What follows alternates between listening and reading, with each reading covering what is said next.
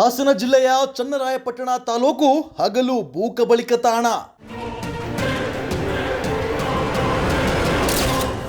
ತಾಲೂಕಿನ ಅಧಿಕಾರಿಗಳಿಂದಲೇ ಕರ್ಮಕಾಂಡ.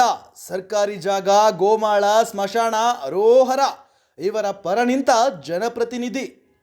ಜಿಲ್ಲಾಧಿಕಾರಿ ಕೊಟ್ಟ ವರದಿಗೂ ಅಧಿಕಾರಿ ತನಿಖೆ ವಿಳಂಬ ಹಾಗೂ ಡೋಂಟ್ ಕೇರ್. ಅಧಿಕಾರಿಗಳು ಮಾಡುತ್ತಿರೋದನ್ನೇ ಸರಿ ಇದೆ ಎನ್ನುವ ತಾಲೂಕಿನ ಹೊಗಳುವ ಬಂಟ ಜನಪ್ರತಿನಿಧಿ. ತಾಲೂಕಿನಲ್ಲಿ 10, 15, 20 ವರ್ಷಗಳಿಂದ ಒಂದೇ ಜಾಗದಲ್ಲಿ ಕಾರ್ಯನಿರ್ವಹಿಸ್ತಾ ಇದ್ರು ಅವರ ಬಲಕ್ಕೆ ನಿಂತಿರುವ ಜನಪ್ರತಿನಿಧಿ.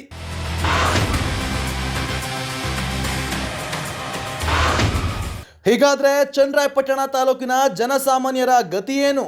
ತಾಲೂಕಿನ ಸರ್ಕಾರಿ ಗೋಮಾಳ, ಸ್ಮಶಾನ, ಜಮೀನುಗಳು ಗುಳುಂ. ಅಧಿಕಾರಿಗಳಿಂದ ನಾಶ. ವೀಕ್ಷಿಸಿ ದೂರು ಕೊಟ್ಟ ಹೋರಾಟಗಾರನ ಆಡಿಯೋ ವಿಡಿಯೋ ದಾಖಲೆಗಳು. ರೈತ ಸಂಘದಿಂದಲೂ ಆಕ್ರೋಶ. ರಿಲೀಸ್.